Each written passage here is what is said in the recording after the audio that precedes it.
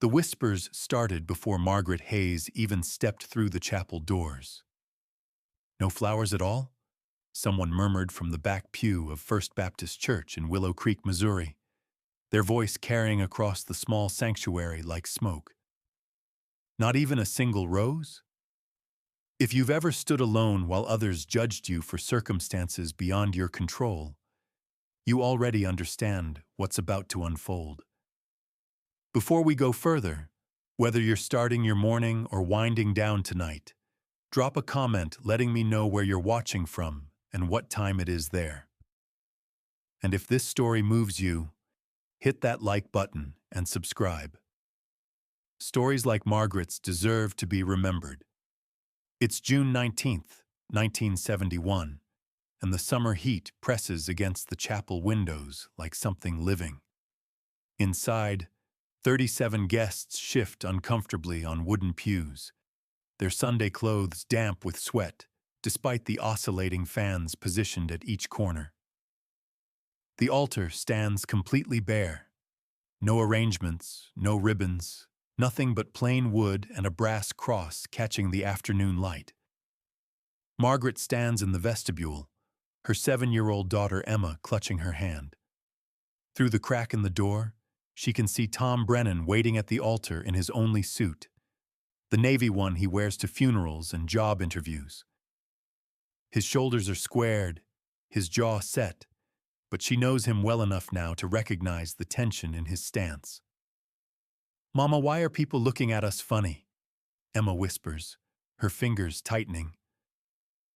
Margaret smooths down her simple cream dress, the nicest thing she owns, purchased from the Salvation Army store in Springfield 3 weeks ago for $4.50. No veil, no train, no borrowed elegance to hide behind. "They're just surprised, baby," Margaret says, though her stomach churns with something closer to shame than surprise. The truth is more complicated than a missing floral budget. Margaret Hayes is 29 years old and has been a widow for 6 years, ever since James Hayes died when his tractor rolled on a steep hill at the edge of their rented farm. The life insurance didn't exist. James had let it lapse to pay for Emma's medicine when she had pneumonia. The farm was lost within months. What remained was Margaret, Emma, and a determination that felt more like stubbornness than hope. She'd moved them into a 2-room apartment above Fletcher's Hardware on Main Street, taking whatever work she could find. Breakfast shift at Millie's Diner, evening cleaning at the medical clinic, afternoons watching Mrs. Chen's register at the fabric store when arthritis made it impossible for the old woman to stand. But none of that explained why her wedding looked like poverty on display. Couldn't she have asked the garden club? Another voice drifts back, belonging to Judith Hartwell, whose own daughter's wedding last spring had featured roses shipped from 3 states away. Tom's aunt leans toward her neighbor. "I heard she can barely keep the lights on. Tom's a saint for taking on another man's child." Margaret's hand moves instinctively to her chest, where her mother's locket rests against her collarbone, the only valuable thing she didn't sell during those first desperate months of widowhood. Inside it, a photo of Emma as an infant, a reminder of why she's survived everything thrown at her. What these guests don't know, what almost no one knows, is where Margaret's afternoons actually went during those 6 years. While Willow Creek's parents worked double shifts at the shoe factory, while farmers spent dawn to dusk in their fields, while single fathers struggled with both paycheck and childcare, Margaret Hayes became something the town didn't have a name for. Not quite a babysitter, not exactly a nanny, something closer to a neighborhood mother. She fed Bobby Chen after school when his mother couldn't leave the fabric store. She walked the Patterson twins home from elementary school every day because their father's factory shift started at 3. She taught Sarah Kowalski to read when the school said the girl was too far behind to catch up. She held Michael Rodriguez while he cried about his mother being deported then helped his father navigate the immigration paperwork using the one legal reference book at the library. For 6 years, Margaret Hayes became the person who showed up. Never once did she charge a dime. The church door swings open, and Pastor Williams appears, his kind face creased with concern. "Margaret, we're ready when you are. Don't pay any mind to—" He gestures vaguely toward the sanctuary. "The commentary. But how do you not pay mind to your own humiliation?" Emma tugs her mother's hand. "I don't care about flowers, Mama. Mr. Tom doesn't care either." Tom. The quiet mechanic who'd started bringing his lunch to Millie's diner 8 months ago, always sitting at Margaret's station, always leaving a tip that was too generous for coffee and eggs. Who'd asked her to dinner with such nervous formality that she'd laughed, then immediately apologized. Who'd proposed with his grandmother's simple gold band and a promise that sounded more like a vow. "I see you, Margaret. I see everything you are." Margaret squares her shoulders, smooths Emma's hair one more time, and steps toward the sanctuary entrance. She has no idea that 14 blocks away, something extraordinary is already in motion, or that the next 10 minutes will transform not just her wedding, but the entire town's understanding of what they owe her. Margaret's shoes click against worn floorboards with the rhythm of a countdown. Each step down that center aisle feels like walking through judgment made manifest, and she knows with the certainty of every struggling parent who's ever been measured and found wanting, that this moment will either break her or reveal something she didn't know she possessed. The organ wheezes into "Here Comes the Bride," played by Eleanor Morrison, whose arthritic fingers stumble over the keys. Margaret keeps her eyes fixed on Tom's face, on the steady warmth there that promises this humiliation is temporary, but their partnership will be permanent. Behind her, Emma scatters rose petals from a paper bag, petals Margaret had carefully collected from Mrs. Yates's garden with permission, dried between newspaper pages, saved for this single purpose.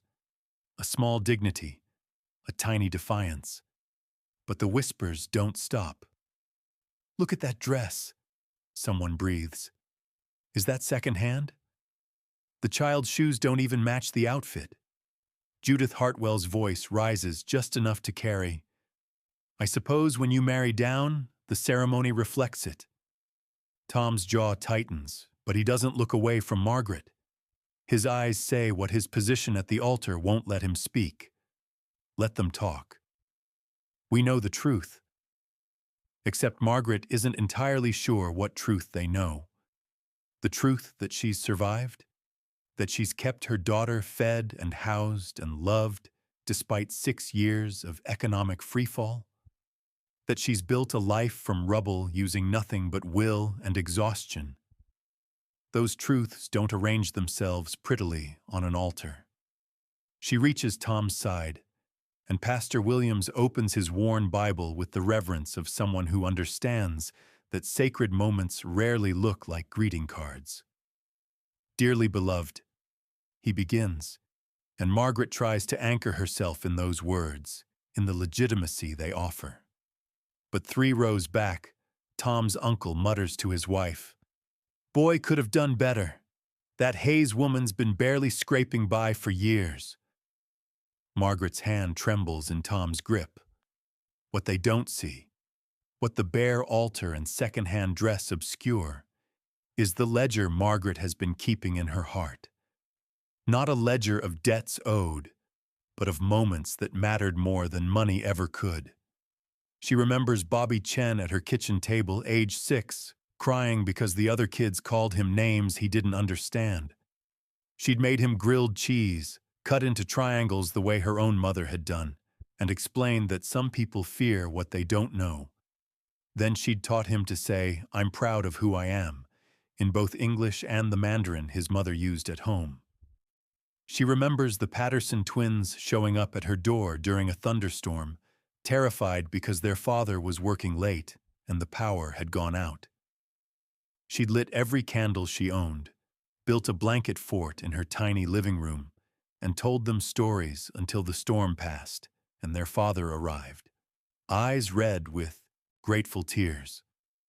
She remembers Sarah Kowalski, 8 years old, and convinced she was stupid because reading came slowly. Margaret had spent 4 months of afternoons at the library, working through picture books with infinite patience, until the day Sarah read an entire chapter on her own and looked up with shock and pride warring on her small face. This is the wealth I've accumulated, Margaret thinks, as Pastor Williams speaks about love and commitment. These invisible deposits that no bank records. Do you, Margaret Ann Hayes, take this man? The chapel door bangs open. Everyone turns. The ceremony freezes mid-vow. A child stands in the doorway, silhouetted against the bright June afternoon. Small, breathless, holding something green and gold in both hands. Pastor Williams pauses, confused. Tom's aunt makes a disapproving sound. Margaret's heart stops because she recognizes the stance, the shape. Bobby Chen, now 12 years old, steps into the sanctuary. His arms are full of wildflowers. Black-eyed Susans and Queen Anne's lace, purple coneflowers and wild roses, stems still damp with creek water. He walks forward with the determined purpose of a child on a mission that matters more than adult rules about interrupting weddings. Mrs. Hayes, he says, loud enough for everyone to hear, we brought flowers. Behind him, the door swings wider. The Patterson twins appear, 10 years old now, each carrying bundles of daisies and chicory. Then Sarah Kowalski at 13, her arms overflowing with honeysuckle and morning glory vines. Michael Rodriguez with fistfuls of wild lupine. The Chen twins, the Morrison boy, the Kowalski cousins, the Henderson girl who'd had seizures that scared the other kids, until Margaret had patiently explained to everyone that different bodies just work differently. One by one, they file into First Baptist Church, like a procession of living memory. 14 children in total, ranging from age 7 to 15, every single one of them carrying armfuls of wildflowers gathered from fields and roadsides and secret places only children know.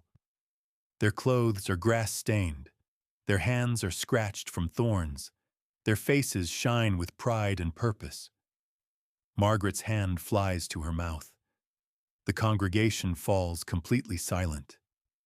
And Tom Brennan, steady mechanic with rough hands and a tender heart, starts to smile because he's beginning to understand exactly who he's marrying. But what these children are about to reveal will do more than decorate an altar. It will force an entire town to reckon with the debt they never acknowledged they owed. 14 children stand in the center aisle holding flowers like offerings at a shrine. This moment will either expose Margaret's hidden life to everyone watching or reduce her kindness to spectacle, and she has no control over which. Bobby Chen walks straight to the altar, his sneakers squeaking against the floorboards. He sets his bundle of black-eyed Susans down with the careful precision of someone handling something irreplaceable, then turns to face the congregation. Mrs. Hayes took care of me every day after school for 3 years, he announces, his voice higher than he probably wants, but steady with conviction. My mom had to work until 6 o'clock, and nobody else would help because we looked different. The chapel's silence shifts from judgmental to something more uncomfortable. Sarah Kowalski moves forward next, adding her armful of honeysuckle to the growing pile. She taught me to read when my teacher said I was too slow. Spent 4 months helping me every single afternoon. Didn't charge anything. Said learning wasn't supposed to cost money. One by one they approach. The Patterson twins speak in alternating sentences, the way twins often do. Our dad works at the shoe factory. Second shift, 3 to 11. Mrs. Hayes walked us home from school every single day. Made us snacks, helped with homework, never asked for a penny. Margaret's eyes fill with tears. She hadn't known they'd noticed. Or rather, she'd known children noticed everything, but she hadn't imagined they'd remember, let alone testify to it like this. Tom's hand tightens around hers. She glances at him and sees his expression has shifted into something like awe. Michael Rodriguez, 14 now and trying to carry himself like the man he's growing into, places wild lupine at the altar's base. His voice cracks when he speaks. My mom got deported 2 years ago. Mrs. Hayes sat with me and my dad for 3 nights, helping us figure out the paperwork. She went to the library and copied forms and called numbers until someone would talk to us. He swallows hard. She never acted like we were a problem to solve. She acted like we were worth the trouble. Judith Hartwell shifts in her pew, suddenly very interested in her hymnal. Tom's uncle studies the floor. The Henderson girl, Amy, Margaret remembers, sweet Amy who'd been terrified of her own body's betrayals, approaches with a crown of woven daisies. When I had my first seizure at school, all the kids were scared of me. Mrs. Hayes came to class and explained what epilepsy was. She made it sound like just another way a person could be. Nothing scary, nothing shameful. She places the crown on the altar. After that, kids stopped being afraid. Pastor Williams has abandoned all pretense of continuing the ceremony. He stands watching with tears tracking down his weathered face. Emma tugs her mother's dress. Mama, why didn't you tell me you took care of everybody? Baby, I just did what needed doing. But that's not quite true, is it? What Margaret had done wasn't simply respond to need. She'd seen the invisible children, the ones whose parents worked too many hours, whose language wasn't English, whose bodies didn't cooperate, whose poverty made them easy to overlook.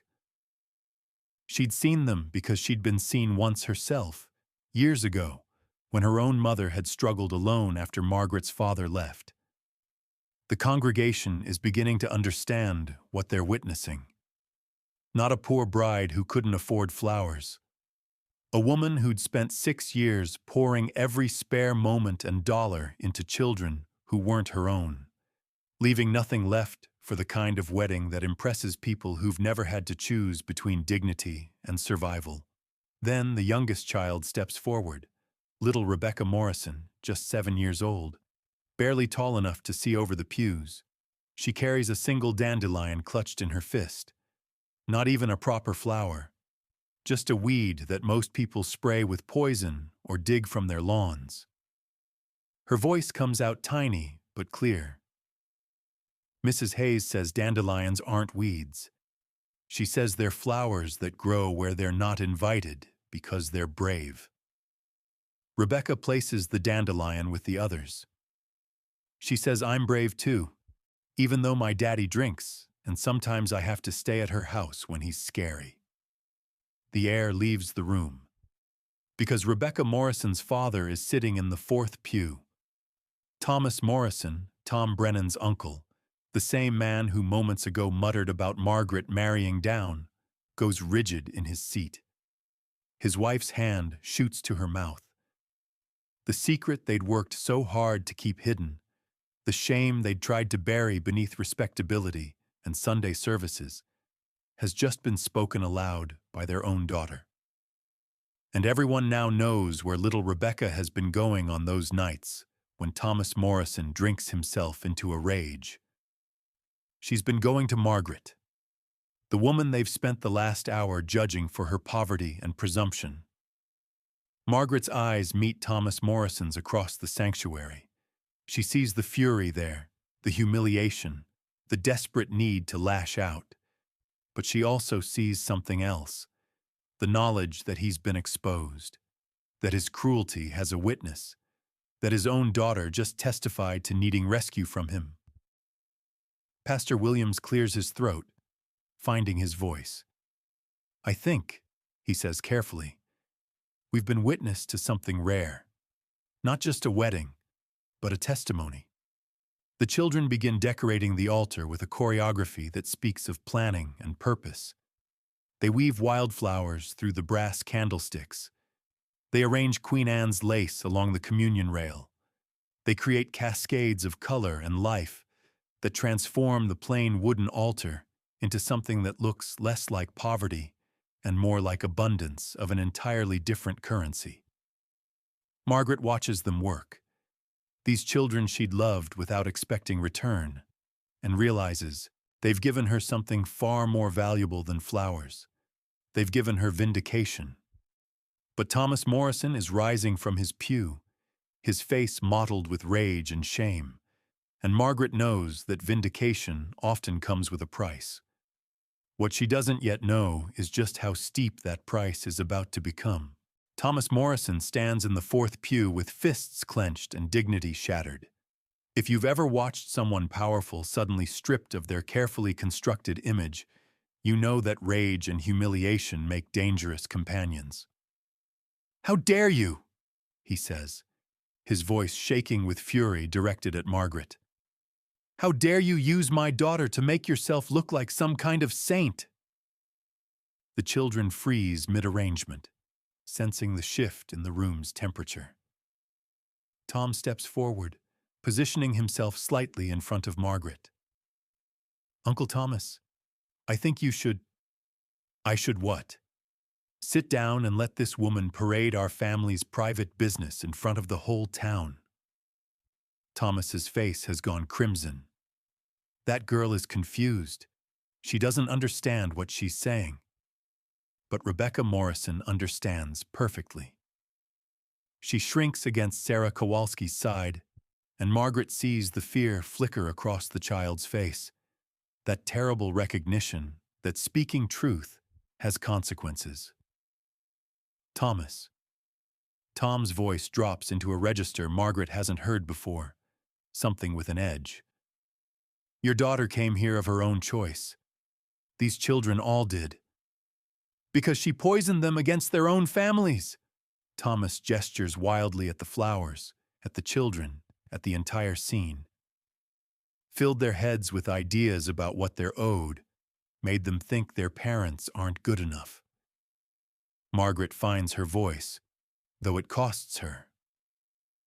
"I never said a word against any parent, not one."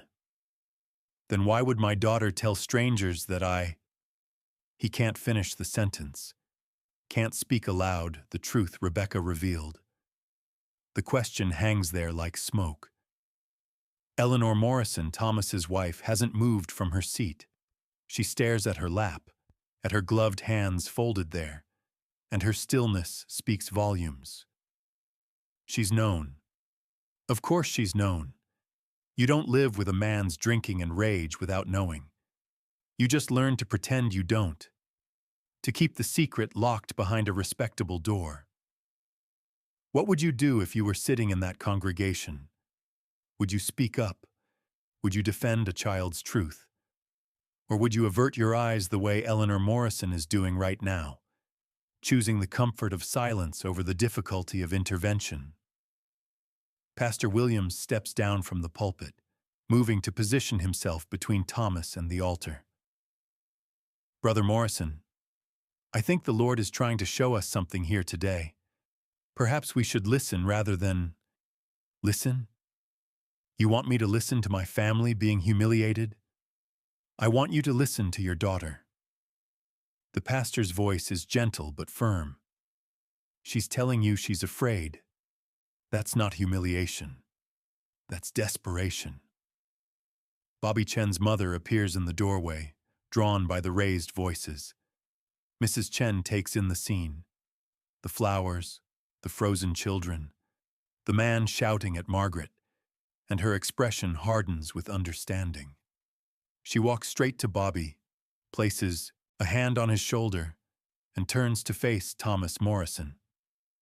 "My son told me what they planned today," she says in careful English, her accent making each word deliberate. "I say yes, bring flowers. Mrs. Hayes never asked for anything. 6 years she helped Bobby. Never charge, never complain. Only love. She pauses. What you give her, Mr. Morrison? Besides anger. Other parents are arriving now, drawn by some invisible telegraph that operates in small towns when children are involved. The Pattersons, the Kowalskis, Michael Rodriguez's father. They file into the chapel and see their children standing at the altar, protecting Margaret Hayes with their presence. And they understand, perhaps for the first time, exactly how much this woman has carried alone. Sarah Kowalski's father, a quiet man who works the early shift at the shoe factory, speaks up. Margaret never asked for recognition. Hell, most of us didn't even realize how much she was doing. He looks at his daughter, at the honeysuckle she'd gathered. Sarah told me this morning what they had planned. I thought it was just kids being sweet. But it's more than that, isn't it? It's a debt, Mrs. Patterson says quietly. One we never knew we owed. Thomas Morrison looks around the chapel at faces that were sympathetic 10 minutes ago and are now decidedly not. He's losing the room, losing the narrative. His secret is exposed, and his rage has no safe target, because these children, these damned children, have reframed everything. You think you know what goes on in my house? He snarls. You think some secondhand story from a 7-year-old is worth believing? Yes. Tom's voice cuts through. Because children don't lie about being scared. The truth of it settles like weight. Rebecca hasn't said her father hits her. She hasn't detailed the nights of shouting or broken dishes or her mother's quiet crying. She's only said she gets scared, that sometimes she needs somewhere safe. And Margaret had given her that without question or judgment. A place to be brave, like dandelions. Margaret feels something shifting in the chapel's atmosphere. The judgment that greeted her bare altar is transforming into something else. Recognition, maybe, or shame. These people are seeing her clearly for the first time, seeing past the secondhand dress and scrape together life to the substance underneath. Thomas Morrison realizes he's lost.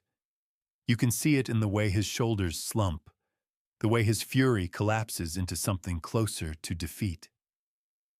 He looks at his daughter, at little Rebecca Morrison, who'd rather tell strangers about her fear than stay silent, and something cracks in his expression. This isn't over, he mutters, but there's no conviction behind it. He pushes past his wife, past the other parents, and storms out of First Baptist Church into the June heat. The door slams behind him like punctuation. Eleanor Morrison finally moves. She stands slowly, walks to where Rebecca stands trembling and kneels beside her daughter. I'm sorry, she whispers, just loud enough for those nearby to hear. I'm so sorry I made you keep the secret. Margaret watches mother and daughter embrace, watches Eleanor finally choose her child over her husband's respectability, and feels something inside her chest both break and mend simultaneously. Pastor Williams clears his throat. I believe we have a wedding to finish.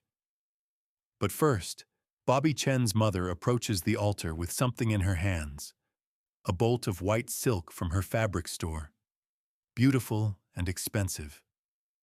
For veil, she says simply, offering it to Margaret.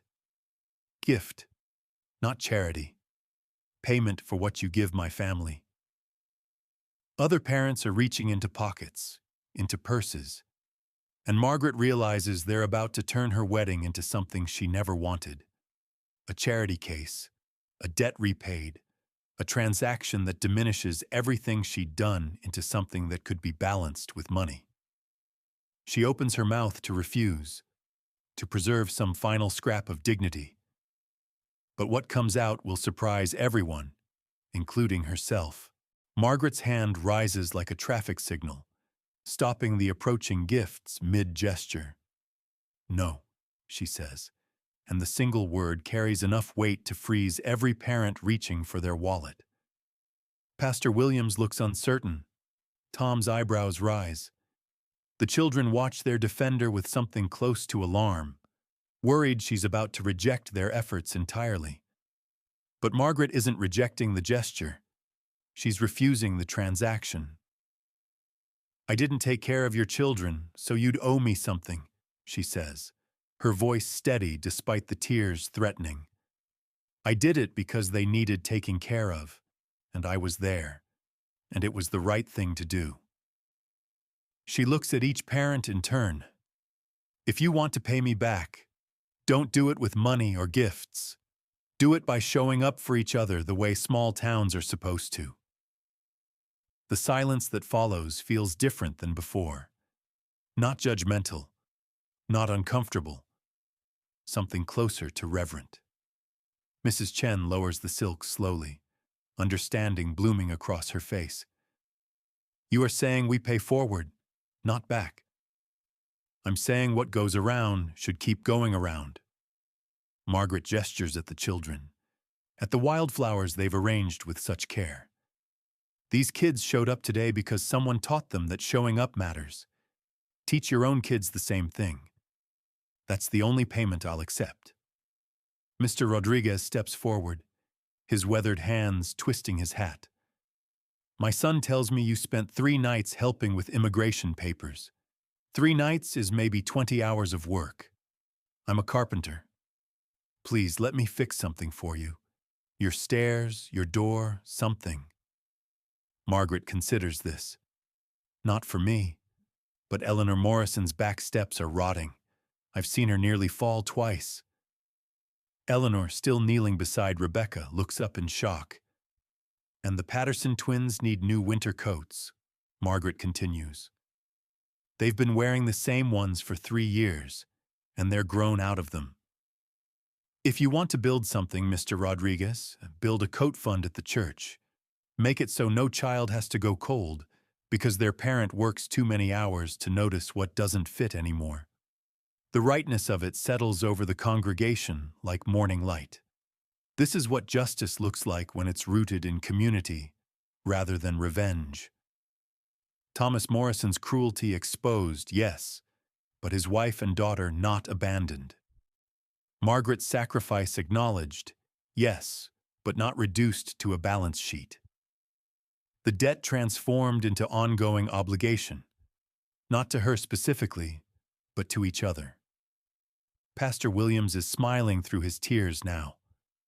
"Margaret Hayes, I think you just preached a better sermon than I've managed in 40 years. Can we finish the wedding now?" Emma asks, practical in the way 7-year-olds can be when adults are getting too philosophical. "I'm hungry and there's cake after." Laughter ripples through the chapel, breaking the tension like a hand through cobwebs. Tom pulls Margaret close, whispers in her ear, "You're extraordinary. You know that." "I'm stubborn," she corrects. "There's a difference." "There's really not." The children return to their flower arranging, this time with parents helping. Bobby Chen's mother shows the girls how to weave stems together for stability. Mr. Patterson lifts the younger kids so they can reach the higher candlesticks. Michael Rodriguez's father uses his carpenter's eye to balance the arrangements so they won't topple. What was bare 20 minutes ago is now abundant with color and life and community effort. Sarah Kowalski ties the final honeysuckle vine into place and steps back to admire their work. "It's perfect," she breathes. And it is. Not perfect like a professional florist's arrangement. Perfect like something made with love by people who understand what matters. Pastor Williams reopens his Bible. "Now then, where were we?" "The part where you ask if anyone objects," Emma offers helpfully. "I don't think we'll worry about that section today." The pastor's eyes twinkle. "We've had quite enough objections for one ceremony. Margaret Ann Hayes, do you take Thomas Brennan to be your lawfully wedded husband?" Margaret looks at Tom, this steady man who'd chosen her knowing exactly how little she had to offer in material terms, who'd watched her be humiliated and defended her without hesitation, who'd understood immediately why she couldn't accept charity even when she desperately needed help. "I do," she says, and means it with every particle of her being.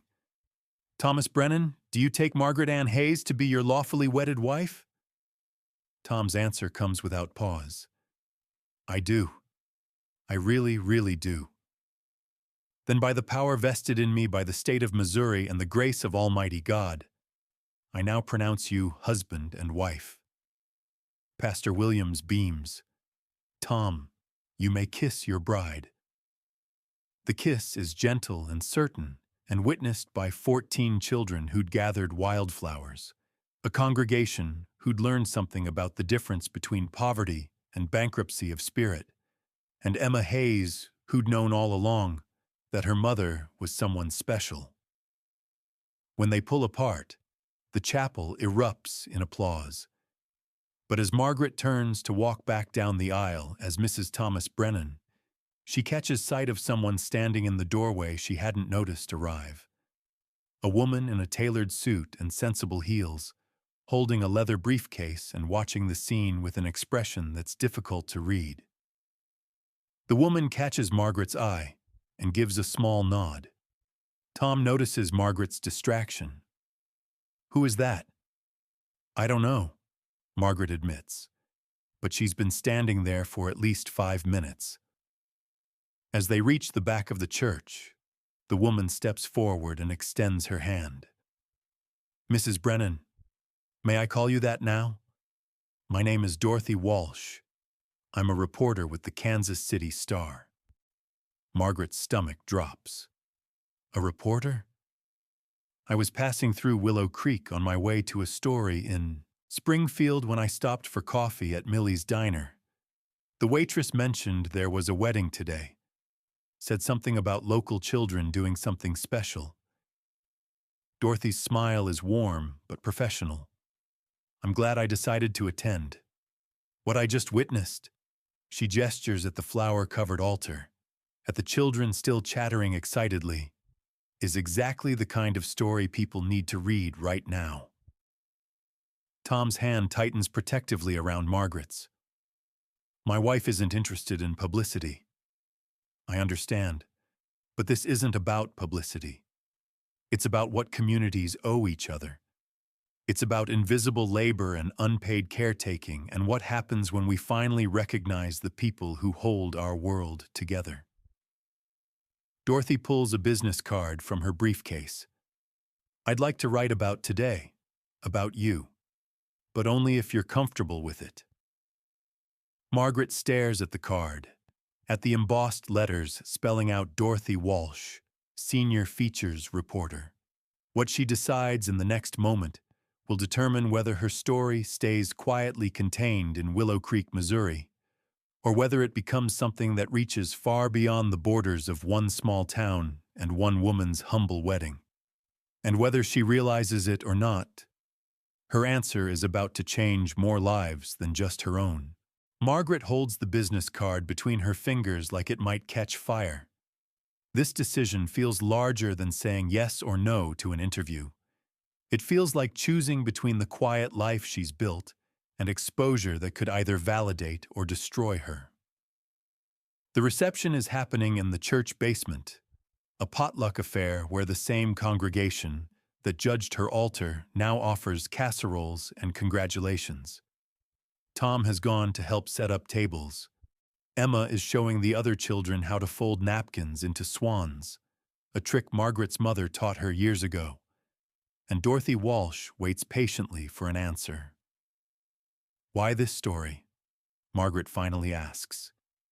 "There must be dozens of weddings every weekend. What makes mine worth printing in a Kansas City newspaper?" Dorothy sets her briefcase on a pew and sits, inviting Margaret to join her. "May I be frank?" "Please." It's June of 1971. We've got a war tearing families apart, an economy that's punishing working people, and a growing sense that communities don't exist anymore, that everyone's alone in their struggles. Dorothy's voice is matter-of-fact, but passionate. Then I walk into this chapel and watch 14 children testify to 6 years of care they received from someone who had nothing to spare except time and heart. That's not just a nice story, Mrs. Brennan. That's evidence that the social fabric isn't completely torn. You make it sound political. Everything is political when it comes to who gets remembered and who gets erased. Dorothy meets Margaret's eyes. Women do this work all the time. The invisible caretaking, the emotional labor, the showing up. And it never makes the news because it's expected, assumed, taken for granted until it stops. Margaret thinks of those 6 years, the afternoons that blurred into evenings, the homework sessions and scraped knees and nightmares soothed, the way she'd become part of other families' infrastructure without anyone naming what she was doing. What if people think I'm looking for recognition? Let them think what they want. The children know the truth. Their parents know the truth. And other women doing the same invisible work across the country will see themselves in your story and feel less alone. It's this last part that decides it. The thought of some other widow in some other small town, struggling to keep her head above water while caring for everyone else's children, reading about Margaret and thinking, someone sees what I'm doing. Someone knows it matters. All right, Margaret says, but I want the children's stories told too, not just mine. Dorothy smiles and pulls a notebook from her briefcase. I was hoping you'd say that. The interview takes place over the next hour, woven between bites of potluck chicken and slices of wedding cake that Mrs. Patterson had baked at 4 a.m. Dorothy speaks with the children first, capturing their perspectives with a gentleness that makes Margaret trust her instincts about this reporter. Bobby Chen describes the loneliness of being the only Chinese family in Willow Creek until Margaret had made him feel like belonging wasn't about looking the same as everyone else. Sarah Kowalski talks about discovering she wasn't stupid, just different, and how Margaret had taught her that different wasn't deficient. Michael Rodriguez's voice cracks when he describes his mother's deportation and Margaret's steady presence through the worst months of his life. She didn't try to fix it, he says. She just sat with us in it, made it less scary by being there. Dorothy writes everything down in shorthand that looks like art. Then she turns to the parents, asking harder questions. Why didn't you organize care yourselves? Why did it fall to one person? The answers are uncomfortable but honest. We were all just surviving, Mr. Patterson admits. Working double shifts, trying to keep food on the table. We didn't think about organizing. We just thought about making it through each day. And when you realized Margaret was carrying this burden alone? Silence. Then Mrs. Chen speaks up. We not realize. We see she help, we say thank you, but we not see whole picture. Not see she help everyone. Each family think maybe she helped 2, 3 children, not 14. It's the truth of invisible labor laid bare. Everyone assumes someone else is noticing, appreciating, sharing the load. Instead, one person carries everything while the community benefits without acknowledging the weight. Dorothy asks Margaret the question that cuts closest. Did you ever ask for help? No. Why not? Margaret considers this, really considers it. Because asking means admitting you can't do it alone. And when you're a widow with a daughter and everybody already thinks you're barely managing, admitting you need help feels like proving them right. So you chose exhaustion over vulnerability. I chose doing what needed doing over waiting for someone to notice it needed doing. Dorothy stops writing and looks at Margaret with something close to awe. That's the quote. Right there. That's what women have been doing for generations, and nobody's named it quite that clearly. The reception continues around them. Tom dances with Emma, lifting her in careful circles while she laughs. The children who brought flowers are teaching the adults a hand-clapping game they learned at school. Pastor Williams is deep in conversation with Eleanor Morrison, who hasn't left her daughter's side since the confrontation. Rebecca Morrison approaches Margaret shyly, her dandelion crown slightly wilted, but still positioned proudly on her head. "Mrs. Brennan?" She's trying out the new name. "My mama says we're going to stay with Grandma for a while, until Daddy decides if he wants to be better."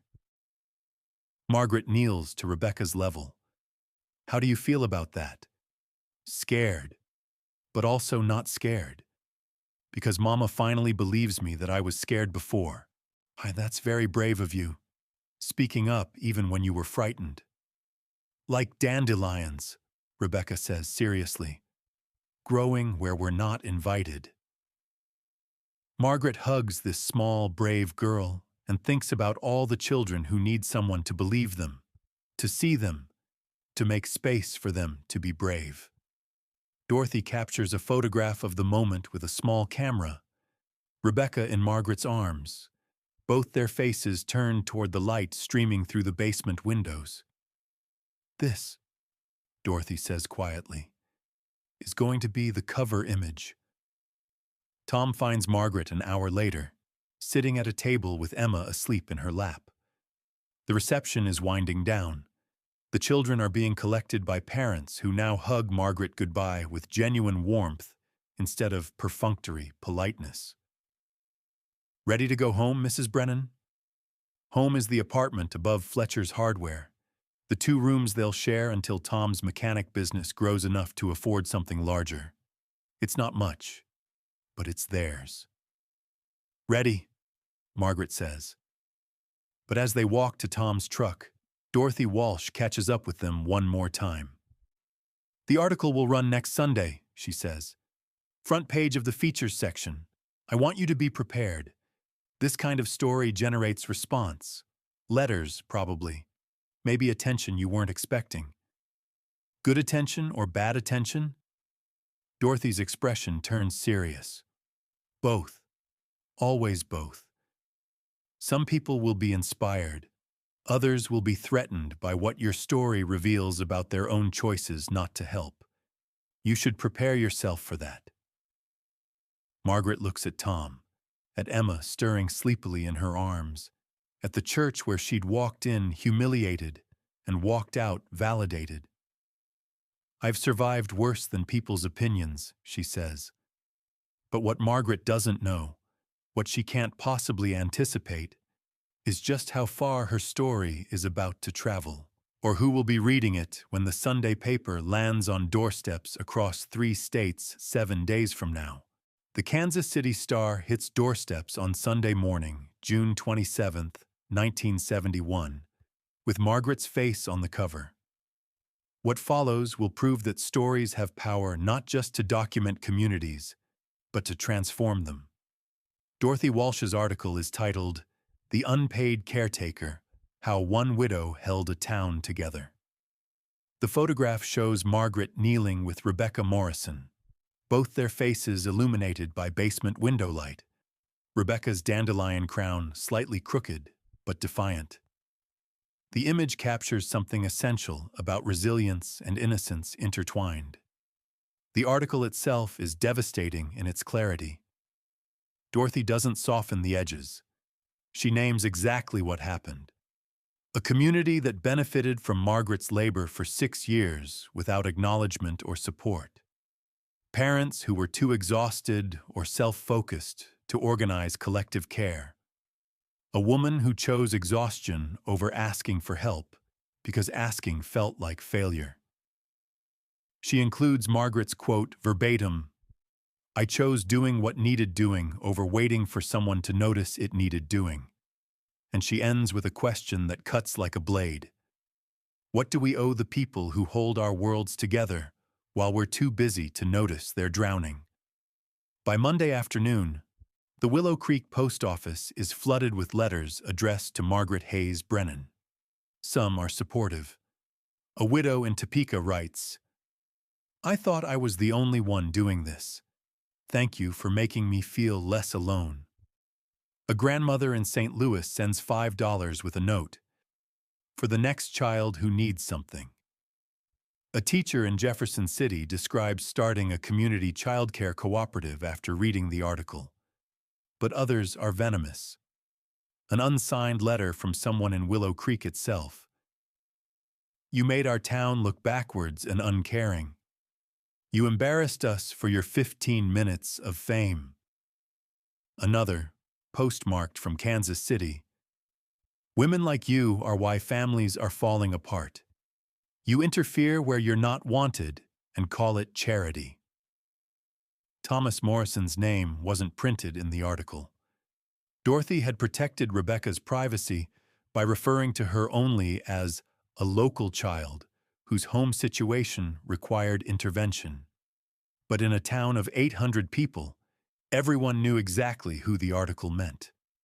And Thomas Morrison's humiliation had now gone regional. On Wednesday, Margaret is working her breakfast shift at Millie's Diner when Thomas walks in.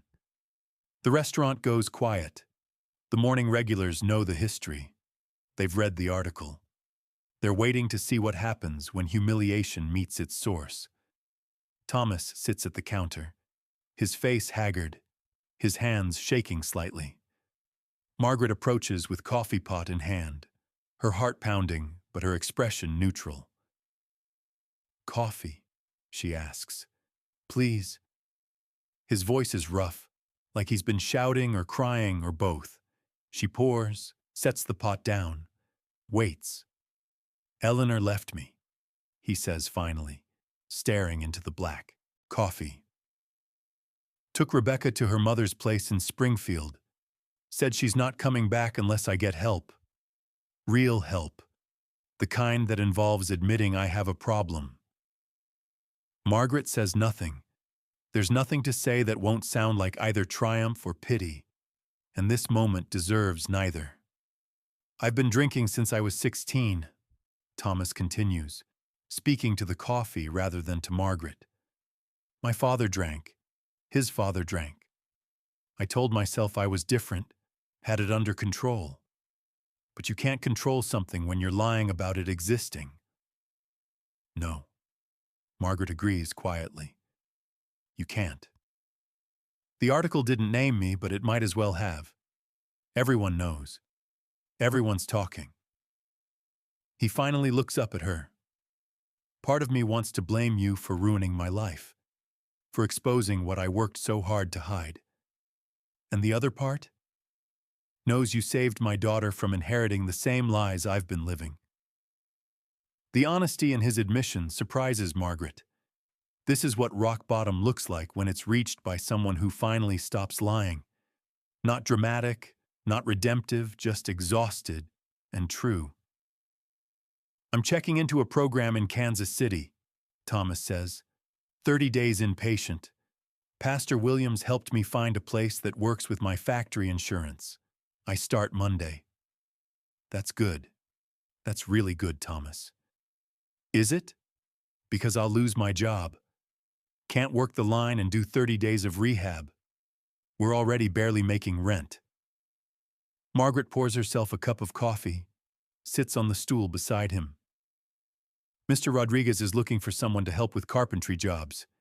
It's not factory money, but it's honest work, and he's patient with people who are learning. I can put in a word." Thomas stares at her. "Why would you help me after everything?" "Because Rebecca needs her father to get better. And because people don't get better by being abandoned when they finally admit they need help. It's not forgiveness. It's not absolution. It's simply the same principle Margaret's operated on for 6 years. When someone needs help and you can give it, you give it." Thomas Morrison leaves Millie's Diner 10 minutes later with Mr. Rodriguez's phone number written on a napkin, and the first honest chance he's had in decades to become someone his daughter doesn't have to fear. That afternoon, something else happens. Pastor Williams calls an emergency town meeting at the church. Margaret assumes it's about the article's aftermath, maybe damage control for Willow Creek's reputation. She almost doesn't attend, but Tom convinces her that hiding won't help. They walk into a packed sanctuary. Every pew is full. People are standing against the walls. And at the front, beside Pastor Williams, is Dorothy Walsh and someone Margaret doesn't recognize. A middle-aged woman in a business suit with kind eyes and an official-looking briefcase. "Thank you all for coming," Pastor Williams begins.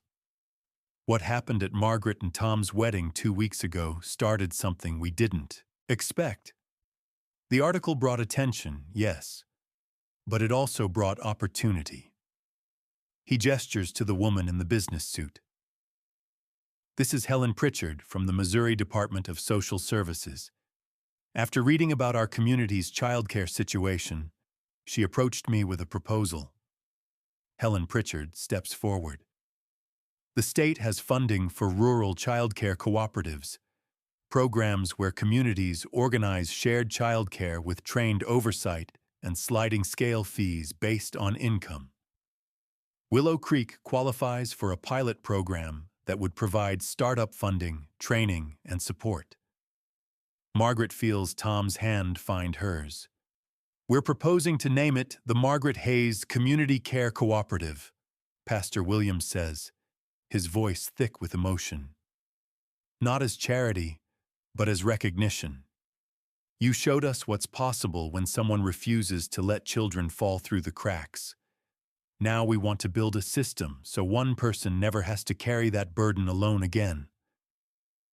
The sanctuary erupts in applause. Margaret can't speak, can't process what's happening. The bare altar has become a monument. The humiliation has become transformation. The invisible labor has been made visible in a way that will help not just her, but generations of working parents and vulnerable children. But as the applause continues, and plans are made, and the future suddenly looks different than it did an hour ago, Margaret sees Dorothy Walsh watching from the side with a camera, documenting this moment for a follow-up article. And she wonders what it means that her story, one woman's choice to show up for children who needed her, has become something larger than any single person's sacrifice.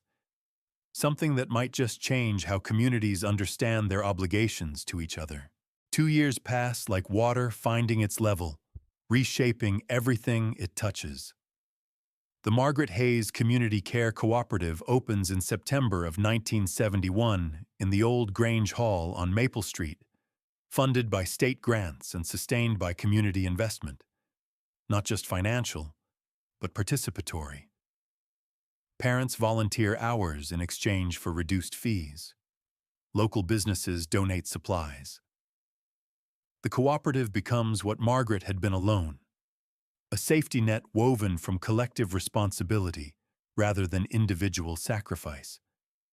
By the autumn of 1973, 43 children are enrolled.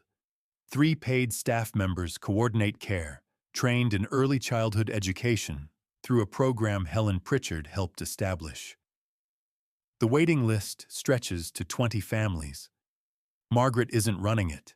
She'd insisted on that from the start. "I did what I did because it needed doing, not because I wanted to build an empire," she'd told Pastor Williams. Instead, she serves on the advisory board and works part-time helping families navigate enrollment while continuing her shifts at Millie's Diner and taking night classes in social work at the community college. Tom's mechanic shop has expanded into the empty storefront next to Fletcher's Hardware. They've moved into a modest house on Elm Street with a backyard big enough for Emma and the garden Margaret plants each spring. It's not wealth, but it's stability earned through partnership rather than solitary struggle. The children who brought wildflowers have scattered into their futures like seeds. Bobby Chen, now 15, volunteers at the cooperative on weekends, teaching younger kids about his family's heritage with a confidence he didn't possess 3 years ago. Sarah Kowalski reads to the preschoolers every Tuesday afternoon, her once halting voice now smooth with practice and pride. Michael Rodriguez helps his father build playground equipment for the cooperative's outdoor space. The same hands that once held deportation papers, now creating structures for children's joy. Rebecca Morrison lives with her mother in Springfield now, but visits Willow Creek once a month. Thomas Morrison completed his 30-day program, then 90 more days of outpatient care. He's been sober for 2 years and 2 months. He works for Mr. Rodriguez full-time, learning carpentry with the humility of someone who knows what rock bottom tastes like. He sees Rebecca every other weekend, supervised visits at first, then gradually unsupervised as he proves himself trustworthy. Eleanor Morrison filed for divorce but didn't finalize it. They're separated, healing individually, trying to determine if there's enough foundation left to rebuild together. Some relationships don't survive exposure. Others find that sunlight is exactly what they needed. Not every story resolves neatly.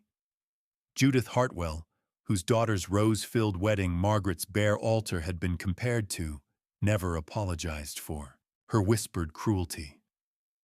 She simply stopped attending First Baptist Church, transferring her membership to a congregation in the next town where nobody knew about her role in that June afternoon.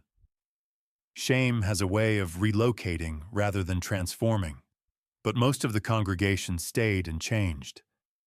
The experience of witnessing their own complicity, their willingness to judge poverty while benefiting from unpaid labor, had created the kind of discomfort that either destroys communities or rebuilds them stronger. Willow Creek chose rebuilding. Dorothy Walsh's follow-up articles, 3 of them over 2 years, documented the cooperative's development and profiled similar programs emerging across Missouri, Kansas, and Arkansas. Her work earned her a regional journalism award and a promotion to investigative features editor. She visits Willow Creek twice a year, always stopping by Millie's Diner for coffee and conversation with Margaret. "You know what you started, don't you?" Dorothy asks during one of these visits in the summer of 1973.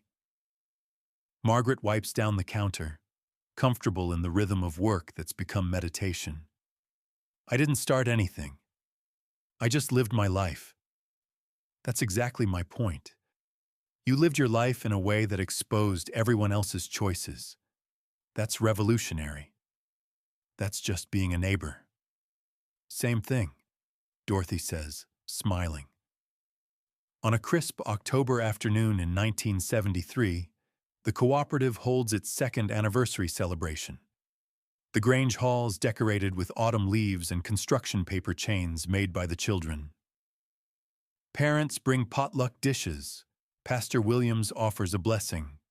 Helen Pritchard announces that 12 more Missouri communities have applied for funding to create similar cooperatives, using Willow Creek as their model. Emma, now 9 years old and growing into her mother's stubborn kindness, performs a piano piece she's been practicing for weeks. Her fingers stumble only once, and she recovers with the grace of someone who's learned that perfection matters less than persistence. The children from that June wedding are there, older now, edges worn smooth by time and growth, but still connected by the invisible threads Margaret had woven. They gather around her at one point, a spontaneous congregation of gratitude. "We should do flowers again," Bobby suggests. "Make it an anniversary tradition." "Wildflowers on every anniversary," Sarah agrees. "To remember where we started." So they do. They scatter across Willow Creek's fields and roadsides, gathering Queen Anne's lace and black-eyed Susans, coneflowers and wild roses, chicory and honeysuckle. They return with armfuls of October color and arrange them throughout the Grange Hall with the same purposeful love they'd brought to a bare altar 2 years earlier. Margaret watches them work and feels the strange vertigo of witnessing your own legacy taking shape. These children are learning that showing up matters, that community is built through consistent small acts rather than occasional grand gestures, that everyone deserves someone who sees them when they're invisible to everyone else. This is what survives, she thinks. Not the articles or the awards or the programs named after you, just the quiet knowledge you passed forward that love is a verb requiring presence. As evening settles over Willow Creek and the celebration winds down, Margaret stands on the Grange Hall steps beside Tom, watching families walk home through streets gilded with autumn light. Emma is with the other children, collecting fallen leaves for some elaborate game only they understand. Happy? Tom asks, his arm around her shoulders. Happy, Margaret confirms. And tired. Always tired. You could step back, you know. Let others carry more. I know. I'm learning. She leans into his warmth. Slowly. Very slowly.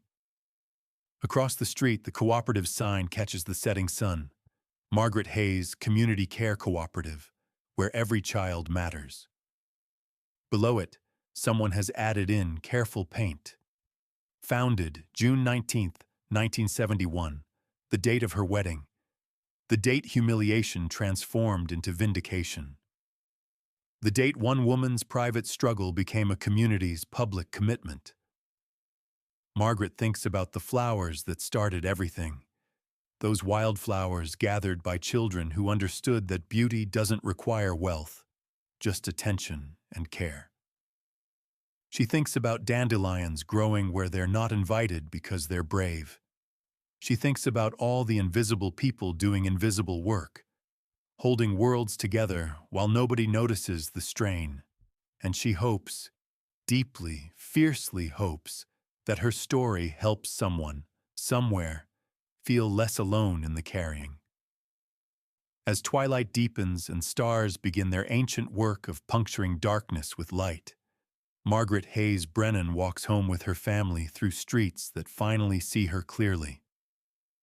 Not as poverty to be pitied or sacrifice to be celebrated, but simply as what she'd always been.